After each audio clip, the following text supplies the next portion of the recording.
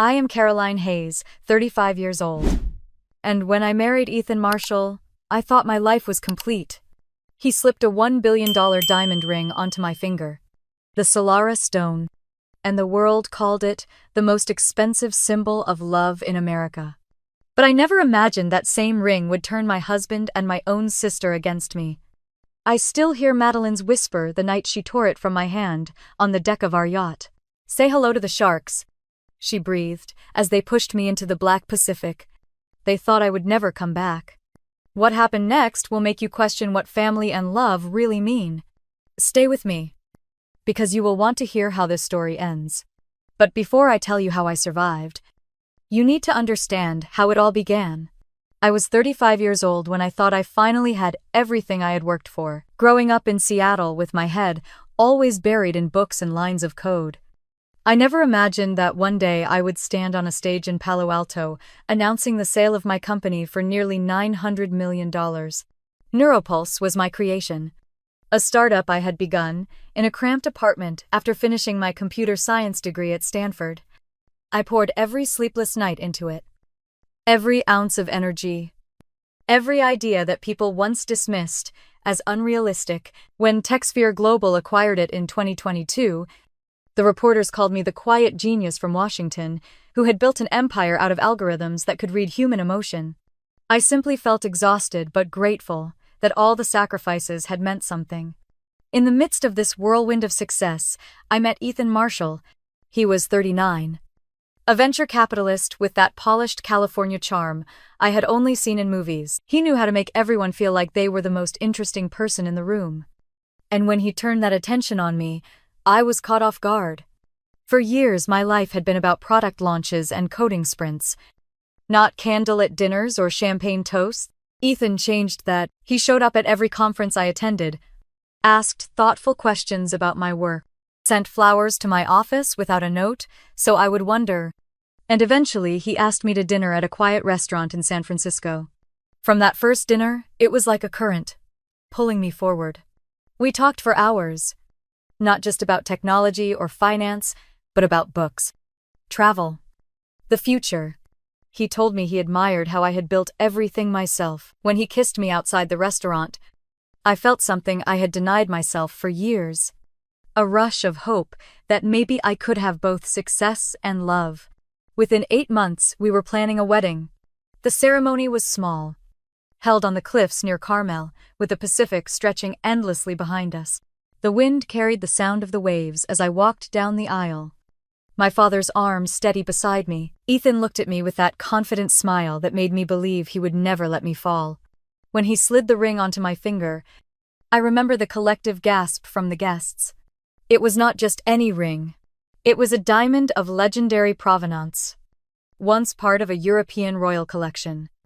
Known as the Solara stone, the gem had been insured for $1 billion and was registered with international authorities as a cultural treasure. Ethan had presented it to me the night he proposed, saying he wanted me to wear a symbol as rare as my mind. I should have been worried that something so valuable could paint a target on my back. But in that moment, all I felt was wonder. The ring caught the sunlight and scattered it into 1,000 sparks, each one reflected in the eyes of the people watching. Reporters later wrote about it, calling our wedding a union of love and power. The tech genius and the financier, crowned with the most expensive engagement ring in America. To me, it was simply Ethan's promise. Heavy on my finger but warm with meaning. Standing beside me as maid of honor was my younger sister, Madeline. She was 32, 3 years behind me. And for most of our lives, she had been the golden child of the family. Blonde, outgoing, once a model with dreams of Los Angeles runways. She had collected admirers the way I collected lines of code. But her career had fizzled. Her rent had often been paid by me. And our parents still treated her like the baby who deserved protecting. I did not mind helping her. She was my sister. That day, however, as the vows were spoken and the ring sparkled, I noticed something in her expression I could not ignore. When Ethan lifted my hand to seal the moment, Madeline's eyes locked onto the diamond with a hunger I had never seen before. She smiled for the cameras, but her gaze lingered too long. For a second, I thought I saw resentment flicker behind her tears of joy. Later at the reception, she hugged me tightly, her perfume sweet and familiar, and whispered in my ear that she was so happy for me. I smiled and held her back, but my mind replayed that look she had given the ring. It was not admiration, it was possession. I brushed the thought away that night, convincing myself I was being paranoid. That every sister feels a twinge of envy at a wedding. The champagne, the music, the congratulations from strangers blurred together.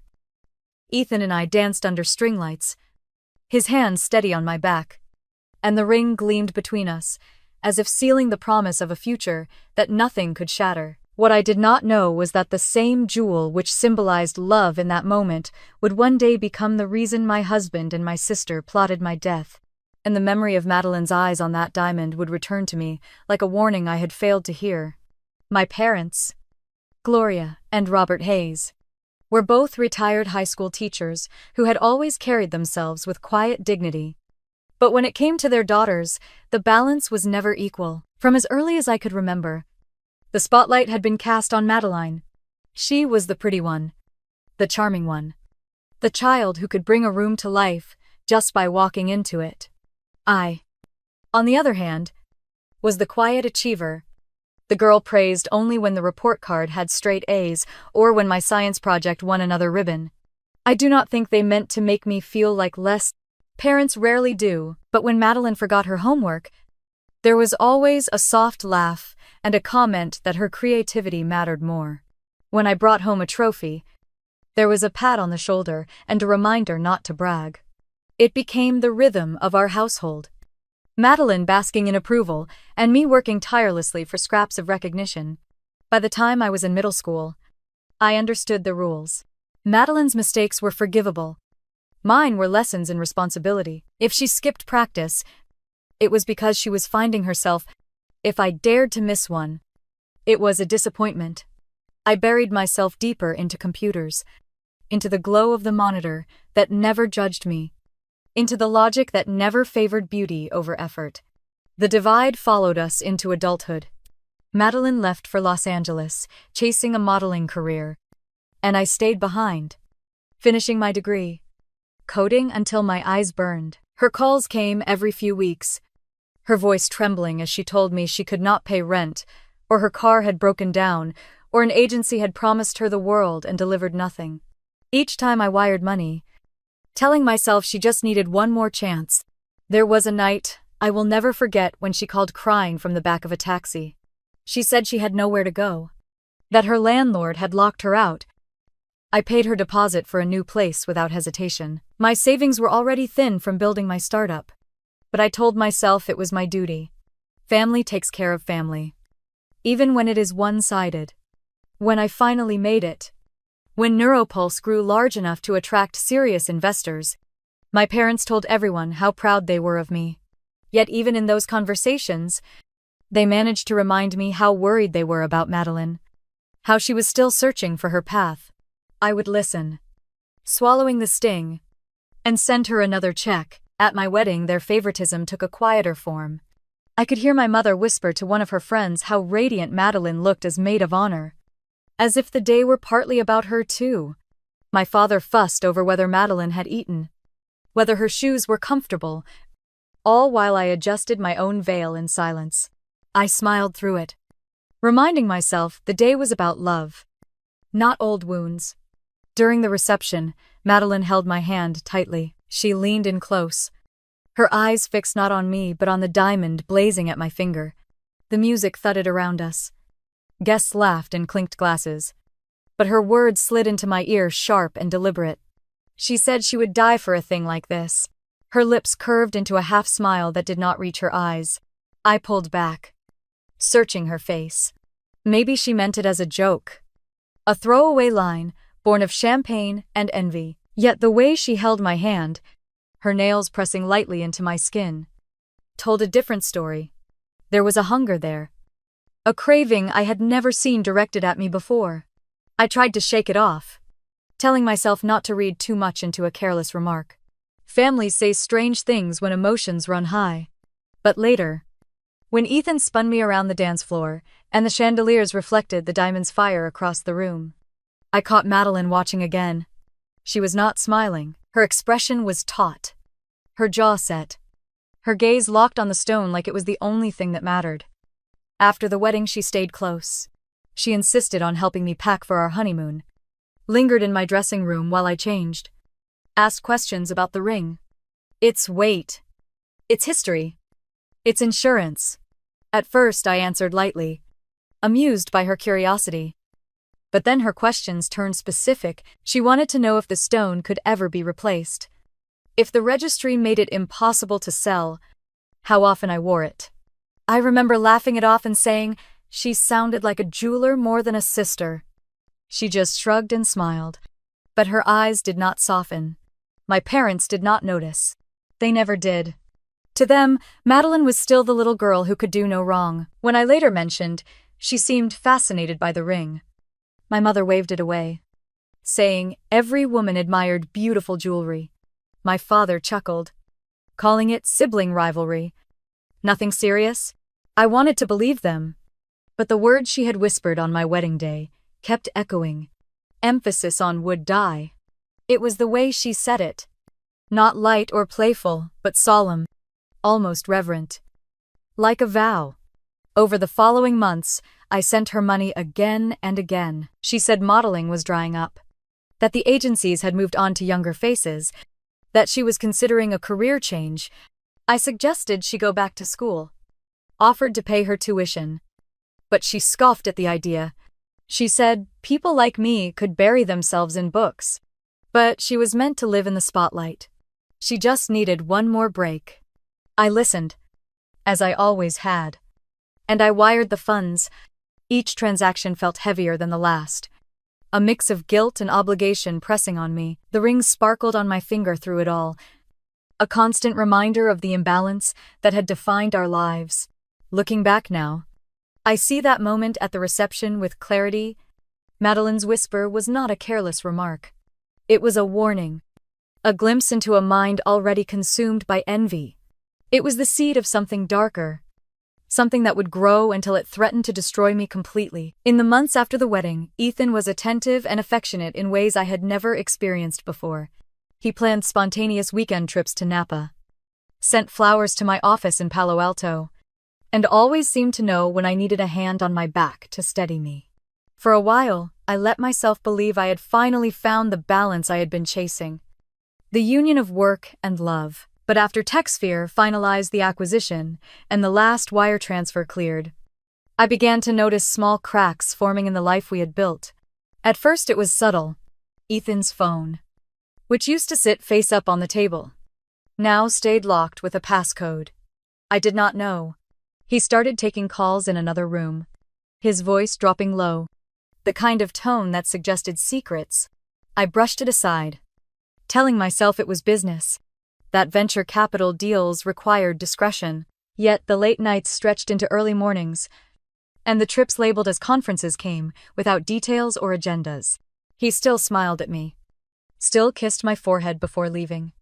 But the warmth in his touch cooled with each passing week. I would reach for his hand and find it already occupied with his phone. I would ask about his meetings and hear vague replies that ended the conversation before it started. The man who once made me feel like the center of his world now seemed to orbit elsewhere. It might have been easier to endure if not for the way Madeline began appearing more often. She started visiting the house in Newport Beach under the guise of looking for a fresh start. She said Los Angeles was wearing her down, that she needed a break. I told myself she was family, that giving her a guest room was harmless. But soon her presence grew heavier. She lingered in the kitchen in the mornings with Ethan, their laughter spilling out before I entered. She accompanied him on errands, claiming she needed advice on investments. One evening, I came home early from a strategy dinner with former colleagues. The house was quiet except for the faint hum of voices down the hall. I followed the sound to Ethan's office and found the door half closed. Through the crack, I saw Ethan and Madeline hunched over his laptop, the screen reflecting in their eyes. They spoke quickly, their words too low for me to catch.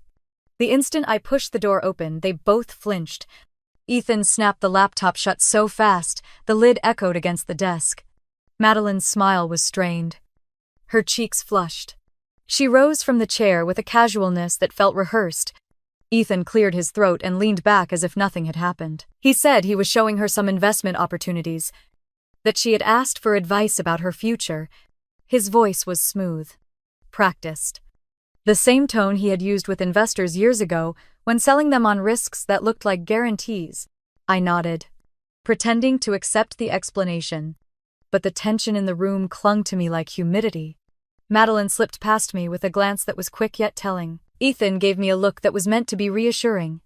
But in the silence between us, I caught something else. It was a flicker, a silent message, exchanged in the brief meeting of their eyes before she left the room. It was not the look of a brother-in-law and a sister-in-law. It was the look of co-conspirators. That night in bed, Ethan wrapped an arm around me, his body warm against mine. But I lay rigid, my mind racing. Every instinct told me something was wrong. Yet every rational thought begged me not to jump to conclusions. I had built my entire life on logic, on code that followed patterns, on data that could be verified. But human hearts, I realized, did not run on algorithms. They ran on impulses, on secrets, on desires hidden behind practiced smiles. Over the next weeks, the distance grew. Ethan's trips multiplied, and Madeline's visits overlapped perfectly with his absences and returns. They spoke in shorthand, inside jokes that excluded me. Once I walked into the living room to find her perched on the arm of his chair, laughing at something on his phone. They jumped apart as if I had caught them in an embrace, and though no touch lingered, the air between them was thick with something I could not define. I tried to confront him once over breakfast. The ocean glimmered through the glass walls as I asked if everything was all right. If there was something he wanted to tell me. He sipped his coffee slowly, his expression unreadable, and said I was imagining things. That stress from the company's transition was getting to me. He leaned over and kissed my temple. The gesture tender on the surface, but I felt nothing underneath. The words replayed in my mind like a corrupted file. I was imagining things. I was stressed. Maybe I was. Or maybe he was rewriting the truth before my eyes, hoping I would doubt my own instincts. One night I caught Madeline watching me as I set the diamond ring on my nightstand before bed. Her gaze was sharp, not admiring but calculating. She noticed I saw her, and in response she smiled. The same half-smile she had worn at the wedding. The memory of her whisper came back in a rush. The promise to die for a thing like this. And in that moment, as the lamplight caught the stone and lit her eyes with a hungry gleam, I felt the first cold wave of fear that the cracks in my marriage were not simply about distance or secrets. They were the first tremors of something far more dangerous. I could not silence the gnawing suspicion that had rooted itself in my chest. Every look between Ethan and Madeline, every hushed conversation behind closed doors, every sudden silence when I entered a room weighed on me until I felt suffocated. Logic had always been my refuge, but logic told me that something was wrong, and I needed facts to prove it. That was when I decided to call Ryan Cole. Ryan was 47. A former police detective turned private investigator with a reputation for discretion. I had his number through a colleague who had once used him for a corporate background check. I met him at a small diner off the Pacific Coast Highway. The kind of place where no one looked twice at two strangers talking quietly over coffee. He was blunt from the start. If you want me to dig into your husband and your sister, you need to be prepared for what I might find. I told him I was prepared. The truth was, I was terrified. But the fear of not knowing was worse. Over the next 2 weeks, Ryan sent me updates that chilled me. He uncovered Ethan's financial history before we met. Ethan had been on the brink of bankruptcy, drowning in gambling debts and risky investments. He had taken out high-interest loans that mysteriously disappeared soon after we married. It was as if my fortune had washed away years of recklessness, buying him a clean slate. But the darker part was not the money. Ryan showed me reports of 2 women Ethan had dated in the past, both wealthy, both dead in what were ruled accidents. One drowned during a boating trip off Miami. The other fell from a balcony in Las Vegas. In both cases, Ethan had been the last person to see them alive. There had never been enough evidence for charges, but the pattern was undeniable. When I read those lines, my stomach twisted. The man I had let into my life, the man I had married, might have been perfecting his methods long before me. Ryan did not stop there. He pulled Madeline's records too. She was buried under credit card debt across multiple banks. Yet in the past 3 months, she had been depositing large amounts of cash into an offshore account in the Cayman Islands. Over $200,000 in total. Ryan traced the deposits, but could not identify the source. He told me that kind of money did not come from odd modeling jobs or family loans. Someone was paying her. And it was not me. I sat in my car after reading his report, gripping the steering wheel until my knuckles turned white. The betrayal stung sharper than anything I had felt before. I had sent Madeline money countless times, believing I was helping her survive. Instead, she was building a secret fund, and I had no doubt Ethan was connected. Still, suspicion was not proof. Ryan reminded me of that when we met again in his office in downtown Los Angeles. He leaned back in his chair, his voice low and steady. You need to be careful, Caroline. What I have is enough to know they are hiding things, but it is not enough to take to the police. Not yet. I nodded, though my heart sank. Proof was what I needed. Proof that would hold up against Ethan's polished charm and Madeline's innocent act. Without it, I would sound paranoid. A wife imagining betrayal where none existed. Ryan promised to keep digging. 3 days later, he called me with a new lead. Meet me tomorrow.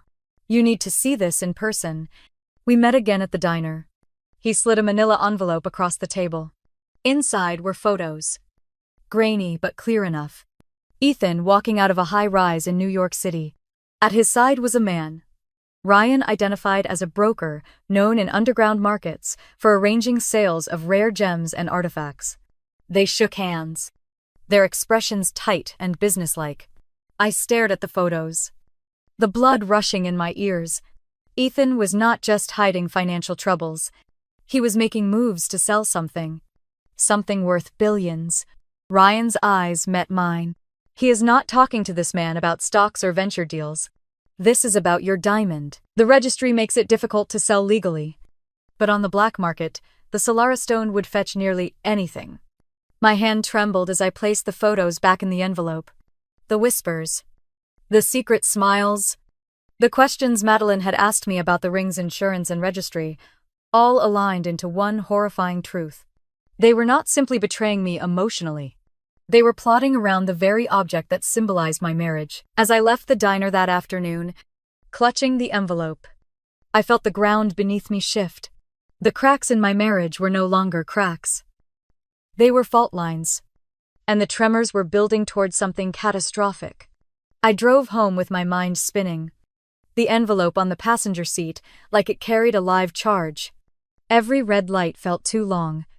Every moment behind the wheel a blur of headlights and intrusive thoughts. I had spent my entire adult life trusting data, proof, and logic. Yet here I was clinging to an investigator's photographs, feeling like my whole marriage had just been revealed for what it truly was. By the time I pulled into the driveway, the Pacific was already swallowing the sun, painting the water blood red, and I could not shake the sense that I was watching my own life disappear into the horizon. That night I barely slept. Ethan lay beside me, his chest rising and falling in steady rhythm, while my body remained stiff on the edge of the mattress. I thought about the women Ryan had uncovered, the accidents, the unexplained tragedies, the money that vanished and reappeared in offshore accounts. I thought about Madeline, her words at my wedding, her smile when she stared at the diamond. The puzzle pieces were no longer scattered. They were snapping together into an image too dark to deny. I knew I needed more. If I confronted Ethan now, he would deny everything. If I accused Madeline, she would run straight to him. And whatever they were planning would happen sooner. I had to outsmart them, the way I had once outsmarted skeptical investors who told me a young woman with no business experience could never build a company worth anything. I would collect my own data, my own evidence, until their lies collapsed under the weight of the truth. The plan came to me the next morning as I stared at my reflection in the bathroom mirror, the diamond flashing against the glass. If the ring was the center of their obsession, then it would also be the center of their mistake.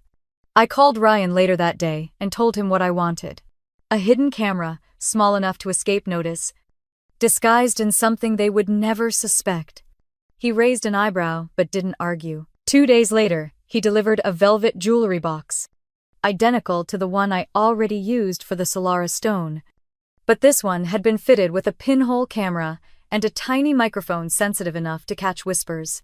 He showed me how to access the feed remotely, secured by encryption that even Ethan with his network of contacts could not break. That evening, when Ethan and Madeline left together claiming they had a late dinner in Laguna Beach, I opened my armoire and switched the boxes. The ring went back inside. The camera aimed directly at the place where I knew greedy hands would reach. My heart pounded as I closed the drawer, as if I had just sealed my fate along with the diamond. The next morning, I told Ethan I had to leave for a series of meetings in San Francisco with TechSphere executives. His eyes flickered for a moment. Suspicion or relief, I could not tell. But then he kissed my cheek and said he was proud of me. I rolled my suitcase to the car, waved, and drove off. Instead of the airport, I checked into a hotel a few miles away, opened my laptop, and waited for the feed to light up. For hours, nothing happened. I watched static images of an empty bedroom, listened to silence, and wondered if my paranoia had gone too far. By mid-afternoon, I had nearly convinced myself I would see nothing when the drawer slid open. Madeline's hand appeared first. Slender fingers tipped with pale pink polish. She lifted the ring slowly, holding it close to her face. The camera captured the glint in her eyes as she whispered to herself, "It is worth more than everything she has ever built." Ethan's voice drifted from the background. "Careful. Put it back before she notices." Madeline laughed, low and amused. "She notices everything. But it won't matter soon." Ethan stepped into the frame, his suit jacket draped casually over a chair. He sat on the edge of the bed, elbows resting on his knees. "$1 billion, he said. "That's what Dubai is offering. The transfer will be immediate once the stone is authenticated." Madeline twirled the diamond between her fingers, the light scattering across the walls. Then she slid it back into the box and snapped it shut, her expression turning cold. "She won't be around to stop us." The air seemed to vanish from my lungs. Ethan leaned closer, his voice calm and deliberate. "The yacht is perfect. Out on the open water. No cámaras. No witnesses. She'll fall from the deck and never surface. Everyone will call it a tragic accident." Madeline's gaze hardened, her tone as sharp as glass. "I want to be the one who takes it from her. I'll slip it off her finger, push her over, and that will be the end of Caroline." I froze in the hotel room, my body locked in place. I could hear the hum of traffic outside, the faint buzz of the air conditioning. But all of it seemed distant, irrelevant. My husband and my sister, plotting in my bedroom, speaking casually about my death as if they were discussing a weekend trip. They lingered on the screen for several more minutes, reviewing details. Madeline suggested telling the crew to stay below deck. Ethan explained how quickly the Coast Guard would abandon a search if there were no leads. Their words were practical, precise, like seasoned criminals perfecting a script. When they finally left the room, the feed went silent. But my world was louder than it had ever been. I closed the laptop slowly, my hands trembling, and stared at my reflection in the black screen. The face that looked back at me was pale, drawn, but not broken. The betrayal was too deep to measure. But beneath the despair, something else began to take root. I walked to the hotel window and pushed the curtain aside. The ocean shimmered under the afternoon sun, vast and eternal. That was where they wanted to end me, where they thought my body would vanish, and my fortune with it. I pressed my palm against the glass and whispered to myself words I had once used to get through the darkest days of building Neuropulse. Survive first, then win. The choice was clear now. I could not run. I could not confront them head-on without more leverage. They thought they had written the final chapter of my story. But I had just begun to write my own. I turned from the window, sat down on the bed, and began to plan. 2 days after Ryan's evidence left me shaken, Ethan came home with an idea that chilled me to the bone. He stood in the kitchen, wineglass in hand, his smile warm and practiced as always. He told me he had arranged something special, a second honeymoon just for us. A yacht trip from San Diego down the Baja coast. The Azure Dream, he called it. An 80-foot vessel with private crew and every luxury. Before I could answer, he added that Madeline would be joining us. He claimed she needed a break, that it would be good to spend time as a family. I forced a smile, nodding as if I were touched by the thought. Inside my chest, my heart pounded so hard, I thought he would hear it echo against the marble counter. It was happening. The plan I had overheard through my hidden camera was no longer hypothetical. They were setting the stage. I told him it sounded wonderful. I kissed him lightly on the cheek and excused myself, claiming I had calls to make. Behind the locked door of my office, I stared at the ring on my finger and whispered a vow to myself. If they thought this yacht would be my coffin, they were wrong. The next morning I began preparing quietly. I visited a survival gear shop in Los Angeles under the guise of shopping for a corporate team-building event. There, I purchased a GPS beacon no larger than a deck of cards, designed for offshore emergencies. It had a strobe light and a distress signal that could be picked up by aircraft or ships. I paid in cash. Through another contact, Ryan recommended. I obtained a satellite phone. It was clunky but reliable, able to cut through the black water of the Pacific where cell towers could not reach. I hid it in a waterproof pouch that could be strapped to my body. Alongside it, I packed a thin, inflatable life vest, one designed to look like a belt. Until activated, I kept everything secret, concealed in a small black duffel at the back of my closet. Each night while Ethan and Madeline chatted in the living room or watched television together, I reviewed my checklist over and over, making sure nothing was missing. I told myself the preparation was not paranoia. It was survival. Janet Lee, my loyal assistant who had been with me since the early days of Neuropulse, was the only person I trusted with a piece of the truth. I called her into my office late one evening after Ethan left for another suspicious meeting. I handed her a sealed envelope, heavy with documents and instructions.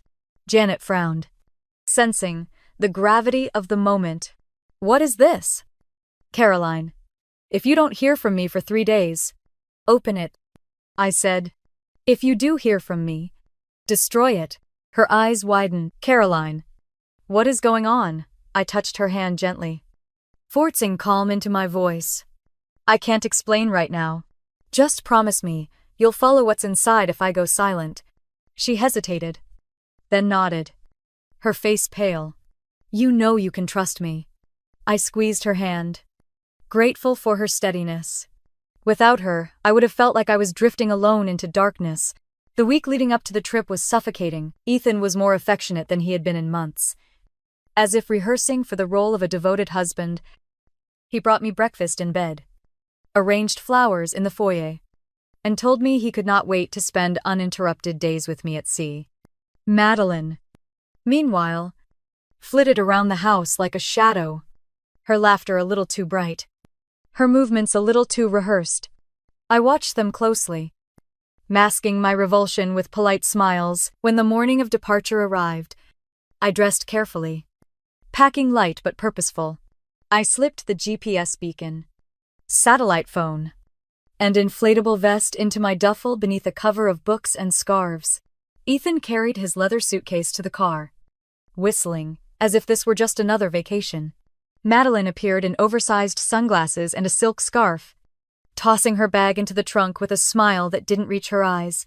The drive to San Diego felt endless. The closer we came to the marina, the tighter the knot in my stomach grew. The smell of salt water reached me before the ocean came into view, and my throat constricted. The Azure Dream gleamed at the dock, pristine and magnificent. Its white hull caught the sunlight, throwing back a brilliance that drew stares from passers-by. Crew members in Navy uniforms bustled around, preparing lines and supplies. On any other day, On any other trip, I would have been dazzled. Now all I could see was the stage for my intended death.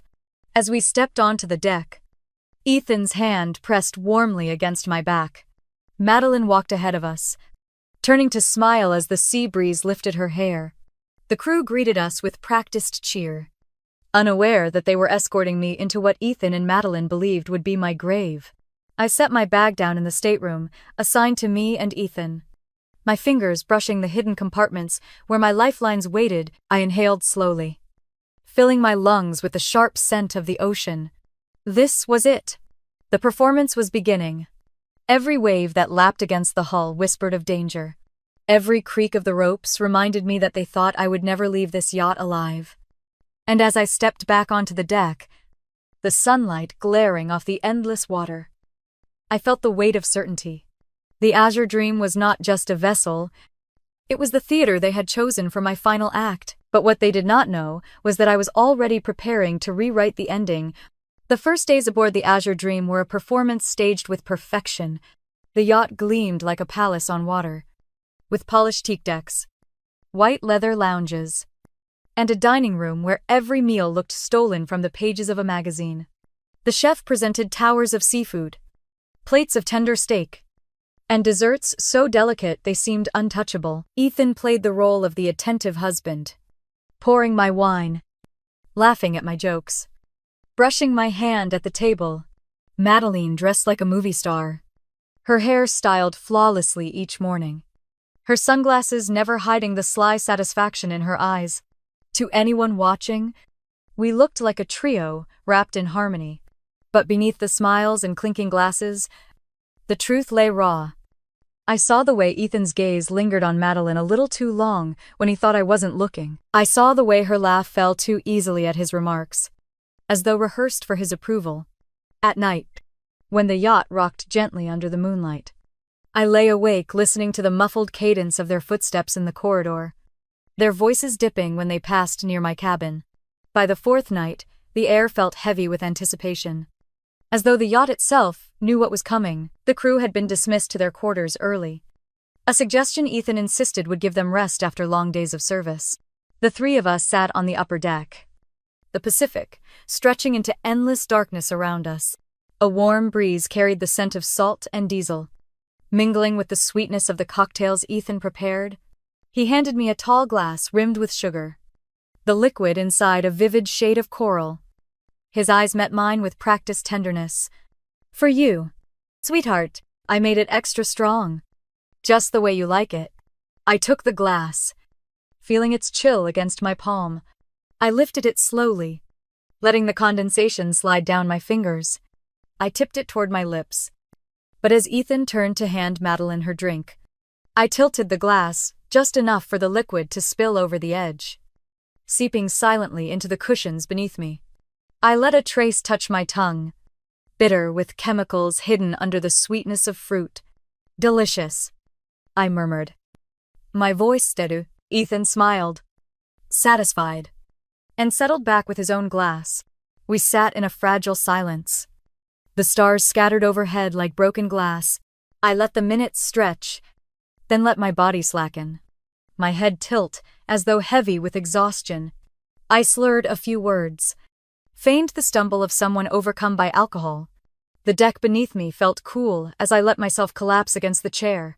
Ethan rose immediately, his mask of concern painted with precision. He touched my shoulder, whispered my name, checked the pulse in my wrist. I forced my eyes half closed, my breath shallow, my body limp. "She's out," he said, his voice calm and certain. Madeline appeared at his side, her perfume sharp in the night air. "Good," she replied softly. "Let's finish this."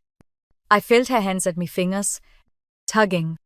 The ring resisted for a moment, snug against my skin, and she twisted harder, her nails scraping me until it slid free. She held it up in the moonlight, the Solara stone blazing even against the darkness, her smile cruel and triumphant. Leaning close, so close I felt her breath against my ear, she whispered, words that sliced through me like a blade. "Say hello to the sharks." Ethan's grip tightened on my arms. Together they lifted me. Their movements practiced. Efficient. The sound of waves slapped against the hull. The smell of salt thick as they dragged me toward the railing. My heart thundered in my chest. But I kept my body slack. My face still. "Now," Ethan said, his voice low. And in one violent motion they heaved me over. The world spun. The railing flashing past. The stars wheeling overhead. For a single heartbeat I saw their faces. His twisted in cold focus. Hers lit with exhilaration. The diamond clutched in her hand. Then the water rose up black and merciless. The impact was brutal. Like striking concrete, the ocean swallowed me whole, choking my mouth and nose with salt, dragging me under into suffocating darkness. The roar of the yacht's engines thundered above, fading as I sank. I kicked hard, forcing my body upward, lungs burning, mind repeating a single command: survive. The surface broke around me. The night, vast and endless. The yacht's lights shimmered 100 yards away, already pulling farther into the void. I treaded water, gasping for air, clutching the pouch hidden under my clothes, the only lifeline between me and the oblivion they had chosen for me. Above, the stars blazed indifferent. Around me, the ocean stretched cold and infinite. And in the silence left behind, I realized they believed I was gone. The fall had torn the air from my lungs. 20 feet of freefall ended in an impact so violent I thought my spine had snapped. The Pacific swallowed me whole, its cold grip shocking every nerve. Salt water rushed into my nose and mouth, burning my throat as I fought not to choke. For a moment I flailed blindly in the darkness, the weight of my clothes dragging me deeper. Instinct took over. I kicked with everything I had, arms clawing upward through the suffocating black. My chest screamed for air. But finally the surface broke, and I erupted into the night. Gasping, coughing, spitting salt. The world around me was empty. Behind me the yacht's lights grew smaller, the engines drumming against the water as the azure dream sped farther away. My cries for help were swallowed by the roar, meaningless against the distance. I forced myself to turn in a circle, scanning the horizon. Nothing but endless water, a cold moon, and stars indifferent to my suffering. My body shook violently, not just from fear, but from the shock of the temperature. I treaded water and fumbled for the pouch strapped beneath my shirt. My fingers were numb but managed to pull free the GPS beacon. I pressed the switch. A faint light blinked, the only sign that a signal might be cutting through the vast emptiness. The ocean pushed me back and forth, waves lifting me high, then slamming me down. My muscles burned, my arms already heavy. Hours stretched in fragments of pain and determination. I whispered to myself the words my survival instructor had once said: one more breath, one more kick, one more moment. At some point in the night, I collided with something floating, a cushion, torn loose from the yacht in the struggle. I clung to it desperately, letting my exhausted legs rest while the foam kept me just above the surface. My teeth chattered uncontrollably. Every few minutes I checked the beacon, watching the faint blink like it was the heartbeat of my will to live. The hours blurred together. 12 at least, maybe more. The night sky faded into a pale gray. Then streaks of pink spread across the horizon. My lips were cracked, my body numb to the core. Twice I drifted toward unconsciousness, my eyes closing, my grip slipping from the cushion. But each time I forced myself back, reminded of what waited if I gave up. Ethan's smile, Madeline's whisper. No, I would not die for them. When the first rays of dawn stretched over the ocean, I thought I was hallucinating. A low hum reached me, faint at first, then growing louder. I lifted my head, straining my ears. There it was again, the steady rhythm of an engine. I turned, blinking salt from my eyes. A small fishing boat bobbed in the distance, its white hull catching the light. I waved the cushion wildly, my throat tearing as I screamed. Over here, Please. Over here. For a moment, the boat continued on its path. Indifferent as the stars had been, desperation clawed through me. With shaking hands, I activated the strobe on the beacon, a pulsing white light that cut across the rising sun. The boat slowed. I saw figures now. 2 of them. One older. 1 younger. They pointed. Shouted something I could not hear. Then, the vessel turned, cutting across the waves toward me.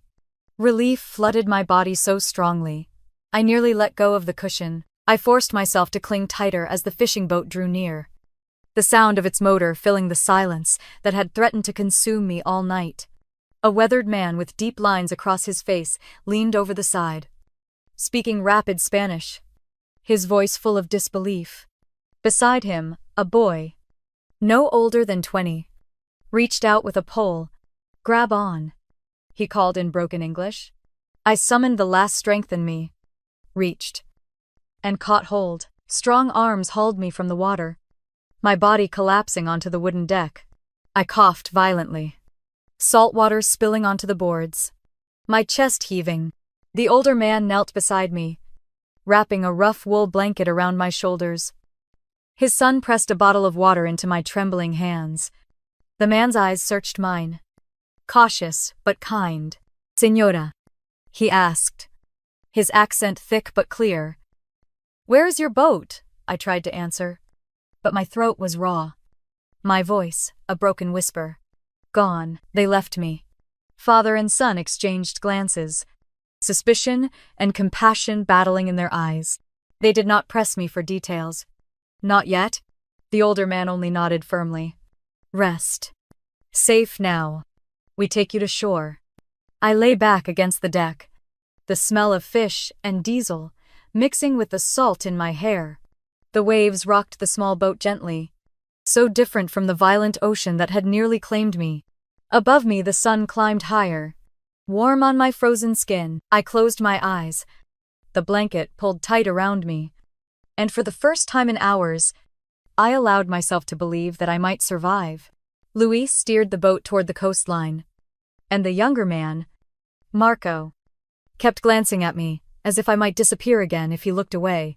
When the boat finally docked at a small fishing harbor in Ensenada, I could barely stand. They helped me off the deck and into a modest inn near the market. The walls were painted a fading yellow, the bed stiff, but it was shelter, and for now, that was more than enough.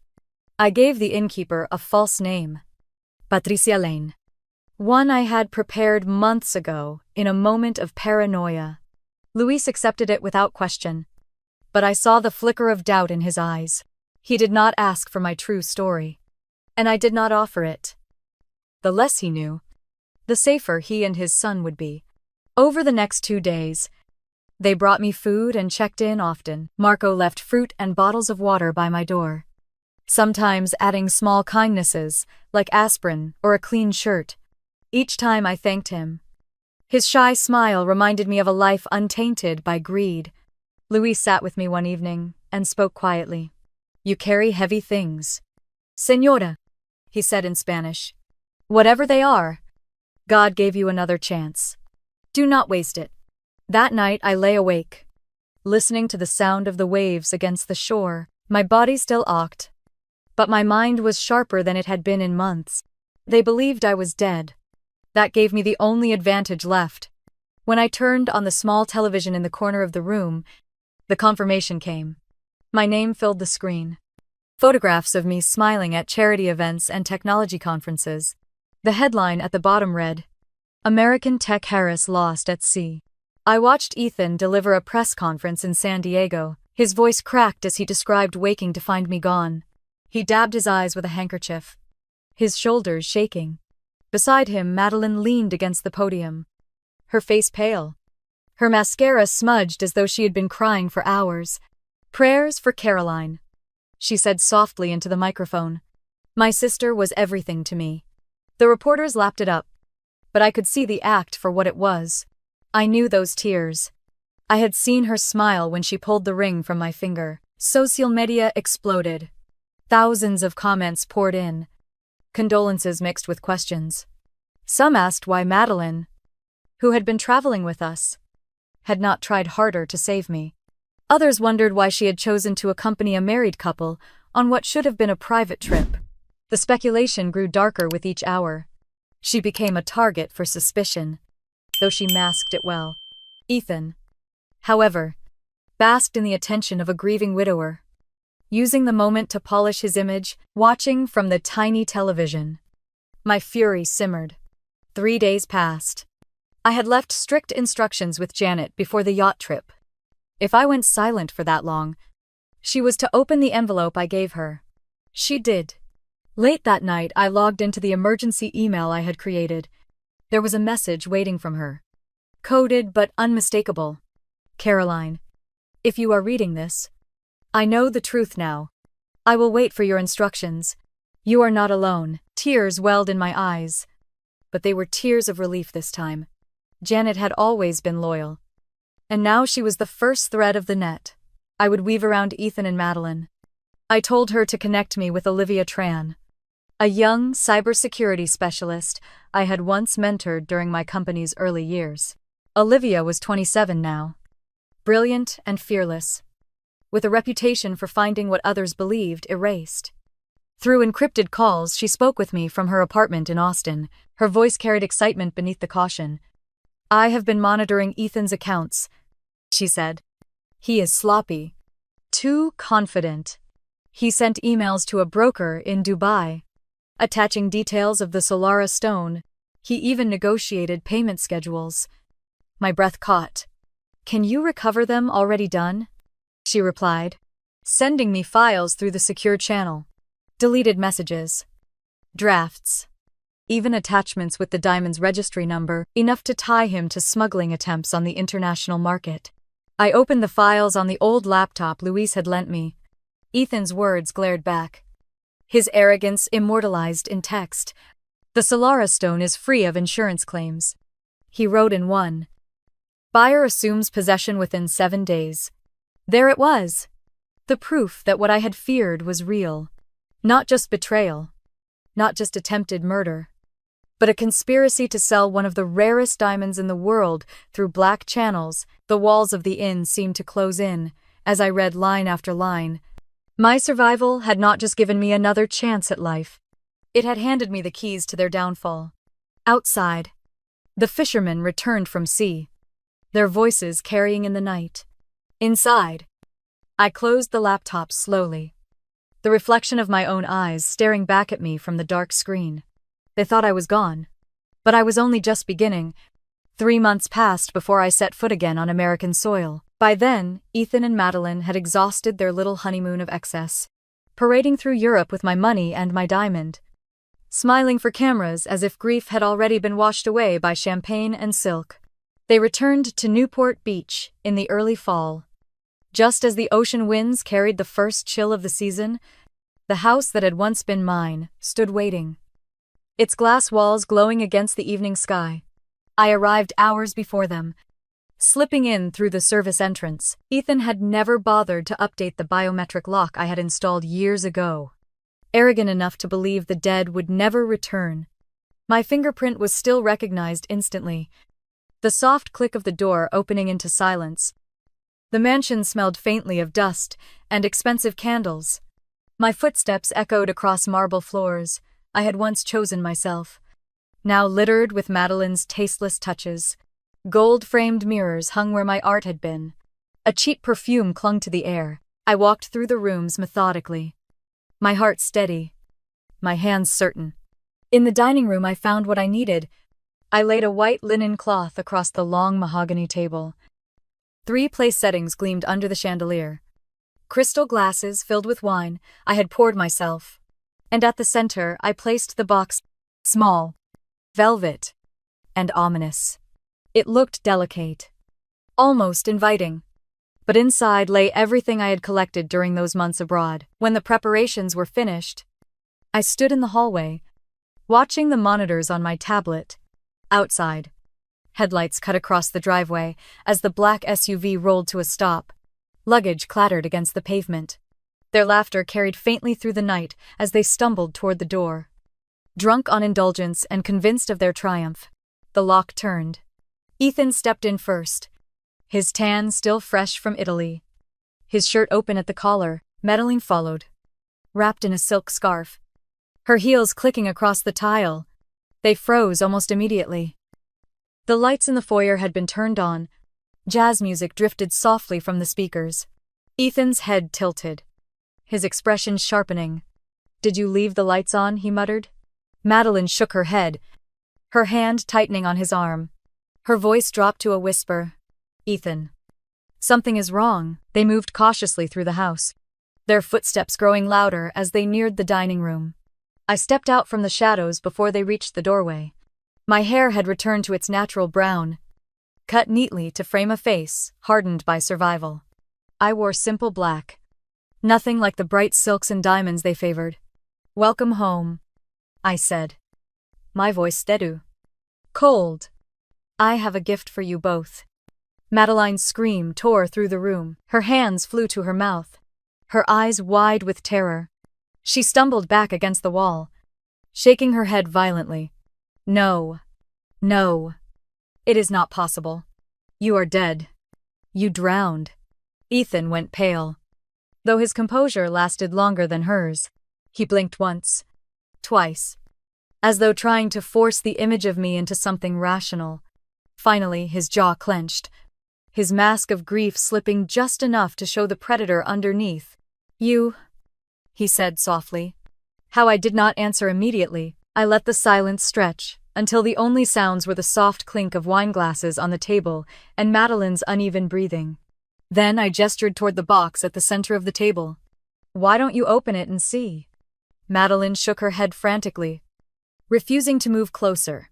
Ethan, however, stepped forward, suspicion written across his face. His hand hesitated over the velvet lid before he lifted it slowly. Inside lay the damning collection, a flash drive containing emails and texts Olivia had restored. Ethan's negotiations with brokers in Dubai laid bare in black and white. Bank statements from Madeline's offshore account, deposits that had no explanation except blood money, and tucked alongside them, the gleaming Solara stone itself, resting on a cushion of black silk, recovered from where they thought they had hidden it safely. Ethan's face drained of color, his fingers trembled as he lifted the drive, scanned the documents, then dropped them back as though they burned his skin. I took a step closer, my voice sharp and deliberate. "Every word you wrote, every deal you made, every lie you spoke is here. The diamond you thought you stole is back where it belongs." Madeline sobbed, shaking so hard the scarf slipped from her shoulders. "This cannot be real. You cannot be standing here. We watched you fall." I looked at her directly, unblinking. "You watched me fall. You assumed I'd drowned. That was your mistake." The chandelier light glinted across the diamond, casting fractured sparks across their faces. Ethan's mask cracked fully then, his fury breaking through the calm. He slammed the lid of the box shut, his voice low and venomous. "This is not over." But it already was. I stood in the center of my home, alive and stronger than they could ever have imagined, while the people who betrayed me trembled before the evidence of their own downfall. And in their eyes I saw the truth at last. Fear. Ethan's lips curled into a tight smile, the kind that used to charm investors but now only revealed desperation. "Caroline, you do not understand. It was never supposed to happen this way. You slipped. It was an accident." His voice quivered with just enough practiced grief to almost sound believable to anyone who did not know the truth. I stepped closer to the table, my eyes fixed on him. "Do not lie to me in my own house. If it was an accident, then why do I have your emails to a broker in Dubai, promising delivery of the Solara stone?" Within 7 days, Madeline gasped, her hand flying to her mouth.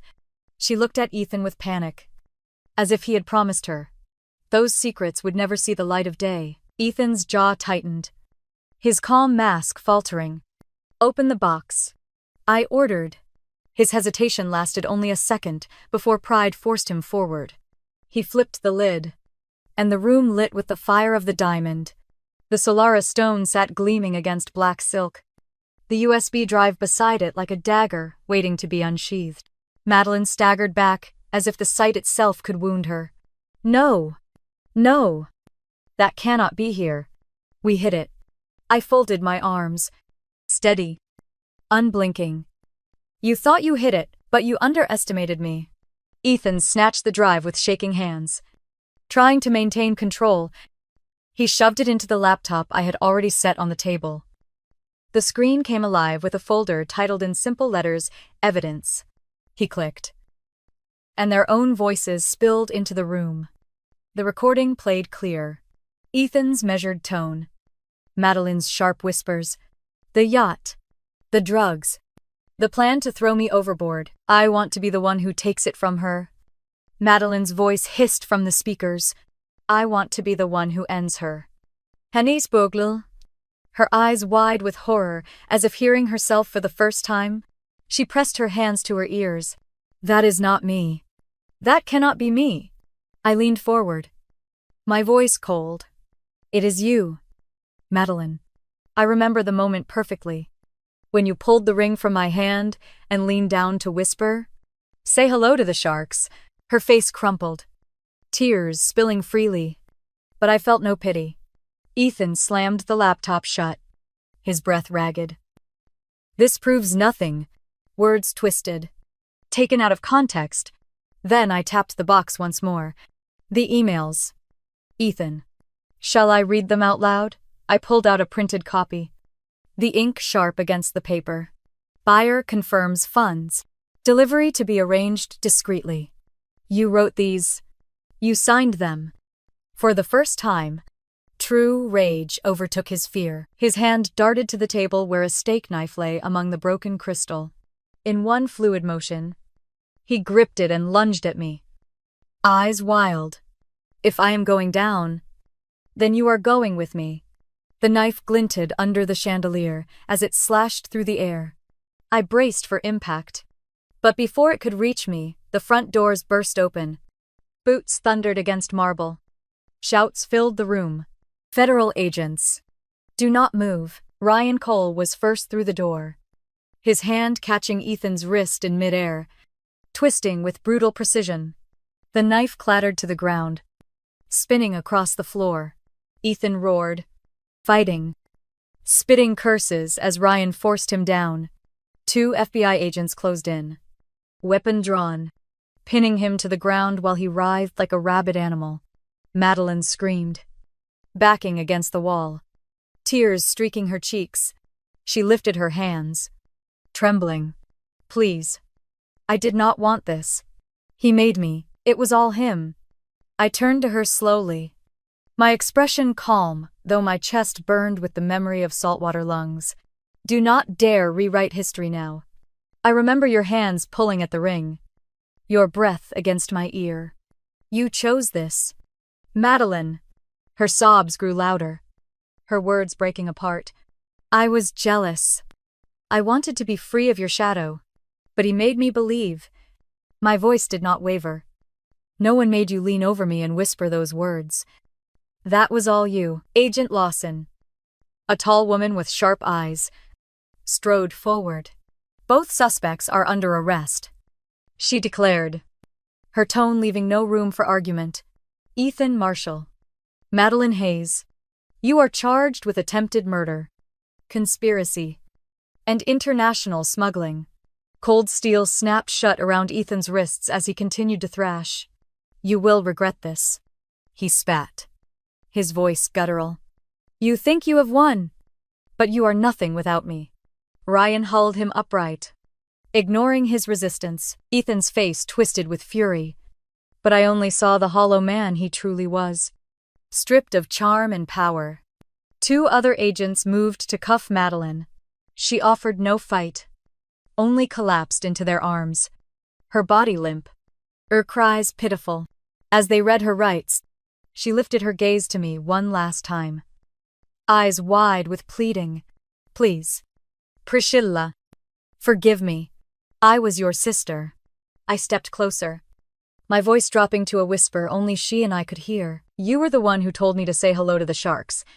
Now it is your turn to hear silence. Her face broke completely, her sobs echoing through the house as they led her out. When the doors closed behind them, the room fell quiet.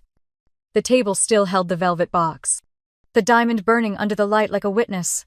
Shattered glass sparkled across the floor, remnants of the life they had tried to take from me. Agent Lawson approached, her tone softer now. Miss Hayes, we will need a formal statement. But not tonight. You have endured enough. I nodded, my legs steady, my hands finally free of shaking. I watched through the window as the agents pushed Ethan and Madeline into waiting cars. Their silhouettes shrank as the vehicles rolled down the drive. Swallowed by the night. The house was mine again, but it no longer felt like home. It felt like a crime scene, both of their making and my survival. Yet amid the wreckage, I knew one truth: justice had not just knocked on my door. It had walked in and claimed them. And for the first time since the cold water of the Pacific closed over me, I could breathe without the taste of salt and betrayal. The months that followed blurred into endless hearings, depositions, and courtrooms. But by the summer of 2024, the trial finally reached its conclusion. I sat in the Los Angeles Superior Court, my hands folded in my lap, watching the two people who had once been closest to me sit at the defense table in chains. Ethan wore the same tailored arrogance he had always carried, though prison had already begun to carve hard lines into his face. Madeline looked smaller, her glossy perfection stripped away, the dark circles under her eyes impossible to hide. The jury returned swiftly, their verdict sharp and final: guilty on all counts: attempted murder, conspiracy, international smuggling, theft of property valued at over $1 billion. The judge's gavel struck, and the courtroom seemed to exhale with me. Ethan was sentenced to 30 years without the possibility of parole. Madeline received 18 years, her tears falling as the sentence was read, though I could not tell if they were tears of regret or self-pity. I glanced across the aisle at my parents. Gloria and Robert sat stiffly, their expressions a mixture of shame and disbelief. For years they had protected Madeline, coddled her, excused her mistakes. Now they had no words, no defense. Their favorite child was branded a criminal before the world. I felt no satisfaction in their humiliation, only a weary acceptance that the truth had finally spoken louder than favoritism. When the judge asked if I wished to address the court, I rose. My voice carried through the quiet chamber. I survived what they intended to destroy. They took everything sacred: family, love, trust, and tried to turn it into currency. But greed has no lasting power. The real strength is in survival and rebuilding. The diamond was entered into evidence and later returned to me. When the prosecutor handed it over, the weight of it in my palm was heavier than ever before. It no longer shimmered as a symbol of love, but as a reminder of betrayal. Blood and ocean water. Keeping it hidden in a vault felt wrong. Selling it would only repeat the cycle of greed, so I made a choice. I contacted the Los Angeles County Museum of Art and arranged for the Solaris stone to be placed on permanent display. The unveiling drew reporters, historians, and families. I stood beside the glass case as the diamond caught the light. Dazzling but untouchable. This jewel nearly destroyed my life. I told the crowd, may it serve as a warning that nothing beautiful is worth more than integrity and trust. After that day, I redirected my energy into something greater than revenge. With the settlement money and my remaining fortune, I established the Phoenix Trust. Its mission was simple: to provide legal aid, counseling, and financial resources for women betrayed by family or partners.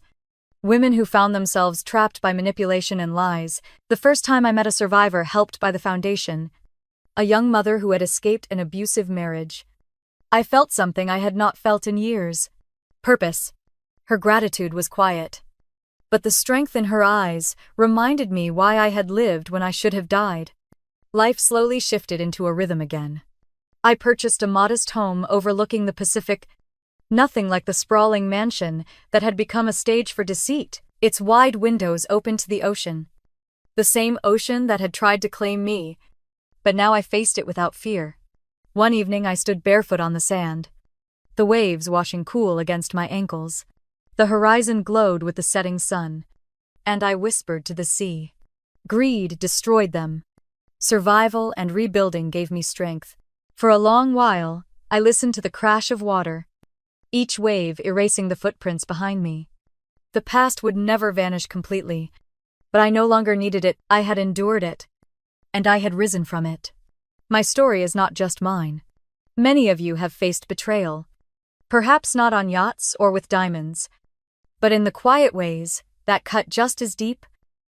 A broken promise, a stolen inheritance, a loved one's lies. What did you do to survive? How did you rebuild? Share your story with me. Because every voice adds to the strength of others still searching for theirs. If this journey moved you, stay with me here. Like this video. Subscribe for more stories of justice and resilience. And share this one with someone who needs to be reminded that survival is its own victory. Thank you for listening, for witnessing, and for proving that even from ashes, we can rise again.